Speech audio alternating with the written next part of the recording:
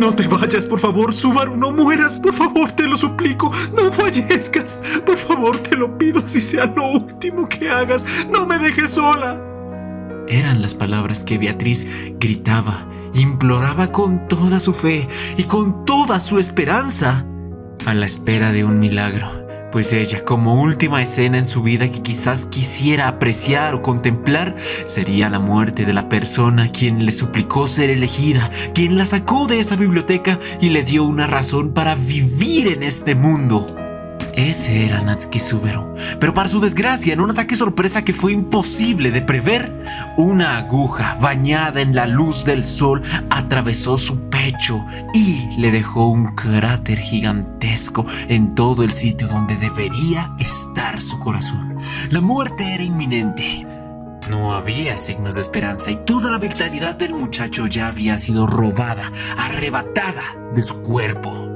Por eso, como última acción que él iba a realizar, como último acto de bondad para entregar a esta pequeña niña a quien no podía ser capaz de soportar ver sus lágrimas, utilizando la providencia oscura, o quizás el otro nombre conocido, la mano oculta, extiende esta sombra hasta llegar al rostro de Beatriz.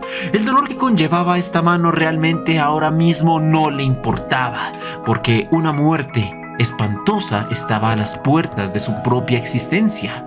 La mano se acercó al rostro de Beatriz y limpió ligeramente las lágrimas que escurrían desde sus ojos. Vuelvo y digo, esto sería lo último que él podría hacer antes de fallecer. Y así, mirando cómo desde lo alto de la torre de Pleiades, otro rayo de luz iba directamente hacia el cuerpo de Beatriz, le atravesó en toda su espalda y también destruyó nuevamente la cabeza de Subaru. ¿Cuánto tiempo habría pasado para que él muriera? Quizás solo unos cuantos segundos, pero en ese tiempo fue capaz de presenciar cómo Beatriz empezaba a desaparecer lentamente por la herida que se estaba causada en su cuerpo, y Subaru finalmente volvió a reiniciar el bucle en donde estaba rodeado de cientos de osos. Quizás debía haber empezado el video de donde me quedé en el anterior, después de que Subaru hubiera recibido un disparo en toda la cabeza y le diera una muerte instantánea, pacífica entre comillas. Pero pues los acontecimientos que llevarían desde ese punto hasta ahora realmente serían pocos, te los puedo decir en unos cuantos segundos. Subaru estaba impaciente y empezaron nuevamente a iniciar su escape, a correr directamente hacia la torre, pero ahora él tenía que recabar un poco de información, no sabía exactamente qué lo había matado, y le pide a Ram que en lugar de ir directamente hacia ese monumento, hacia esa edificación, deberían tomar otro camino, alejarse lo más rápido posible. Y ella, teniendo en cuenta que sabía que cuando Subaru se movía era el momento adecuado para actuar, le hizo caso. Estaba muy dudosa, pero por obligar a mover el carro a una velocidad tan vertiginosa a la que iban, este se volcó. La mayoría de las personas quedaron separadas. Los combatientes podrían resistir un poco más, pero Subaru y Beatriz quedaron a la intemperie, en completa disposición, rodeados de un montón de bestias de tipo oso cortesano. Y ahí fue cuando llegó un aspa de luz directamente desde la torre para tratar de ejecutar a Subaru. No obstante, fue por un movimiento de Patrash que ella, previendo el ataque, fue capaz de mover a su amo para salvarlo de una muerte instantánea. Pero solo eso, instantánea. El impacto le había cesado de lleno en el corazón, al menos sufriría durante unos cuantos segundos antes de fallecer, y ahí ocurrió todo lo que les describí, Beatriz llorando al lado de Subaru suplicando que no muriera. Pero lo que nos interesa ahora es lo que pasaría después de donde terminé de narrar. El tercer bucle en que finalmente podrían escapar de estas crueles circunstancias.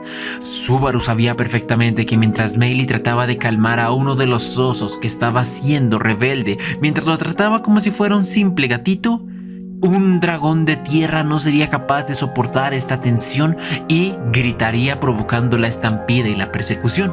A Subaru solamente le quedaban unos cuantos segundos para poder decidir su siguiente movimiento. ¿Qué es lo que debería hacer a continuación? ¿Cómo debería solventar y abordar este problema? Por lo tanto, sin tiempo para avisarle a Julius lo que iba a pasar, sin oportunidad para pedir ayuda, primero tendría que solucionarlo con sus propias manos. Recordó rápidamente en sus memorias la manera de calmar a estos dragones. Julius le había comentado que poder hacerlo, necesitaría acariciar suavemente el rostro de esta bestia, haciendo que así él no entrara en pánico y no generara este acto que los mataría.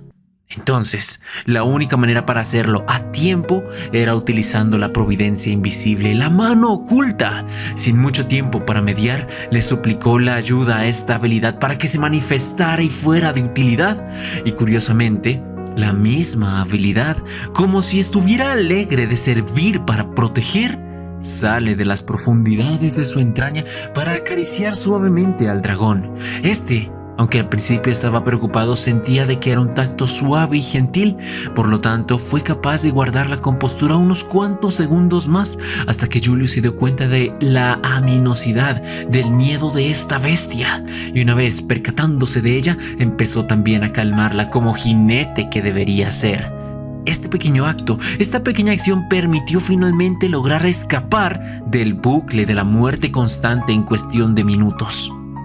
Finalmente, sin el dragón alterado, Meili fue capaz de lograr contener los sentimientos y el control de cada uno de los osos cortesanos. Ellos obedecieron su voluntad y empezaron a apartarse obedientemente de su camino hasta que finalmente pudieron escapar de su territorio de caza. Y una vez en un lugar en el que, entre comillas, puedo decir era seguro, Subaru quería explicarles a todos acerca del peligro que existía en la cima de esa torre. No tenía pruebas para poder decirlo, y la única forma en la que podría justificarle es decirles que es su mera intuición. Es su intuición la que dice que algo peligroso vendría desde lo más alto de la torre, y aunque no estaba muy seguro de que los demás le creyeran, pues tenía historial de que en muchas oportunidades no lo habían hecho en sus bucles fallidos de los primeros arcos, ahora mismo la confianza depositada en él estaba en otro nivel, y si él decía que algo le daba miedo, todos deberían tomarlo como una advertencia seria que no deberían ignorar. Y si Subaru decía de que algo, una luz en lo más alto de la atalaya, es peligroso, todos estarían siempre en alerta ante la misma. Y al cabo de una docena de segundos, mientras trataban de meditar acerca de cómo lidiar con ese problema, esa luz que lo había asesinado en las dos oportunidades anteriores volvió a disparar directamente hacia la cabeza de Subaru. Pero ahora que tanto Emilia como Julius estaban percatados de esa posibilidad, de ese riesgo, fueron capaces de reaccionar a tiempo. Emilia levantó un gigantesco pilar para poder frenar, para poder detener el poder que se dirigía directamente hacia la cabeza de su ser amado. Pero debido a su fuerte potencia, fue capaz de destruirlo en cuestión de instantes, básicamente como si no hubiera nada ahí. Pero el mero hecho de haberlo frenado, así sea unos milisegundos, le dio el tiempo suficiente a Julius para desenvainar su espada y tanquearse el ataque limpiamente, hermosamente, y así desviarlo evitando una fatalidad. Después, preparados para el siguiente bombardeo de ataques que estaban a punto de precederle, Emilia levantó varias capas de gruesos pilares de hielo para frenar cualquier tipo de ataque que fuera a su dirección. La siguiente aguja descendió. Quizás el primero no pudo frenarlo en gran cosa y los otros dos siguientes tampoco, pero el cuarto fue capaz de retrasarlo medio segundo de su llegada, tiempo suficiente para que Julius se preparara en forma y volviera a desviarla. Paralelamente, Subaru, al entenderle el peligro en el que se encontraba, le pidió a Beatriz que juntos activaran su defensa absoluta que neutralizaba la magia en la zona circundante, MAT. Así es como se llamaban las iniciales de un campo antimagia.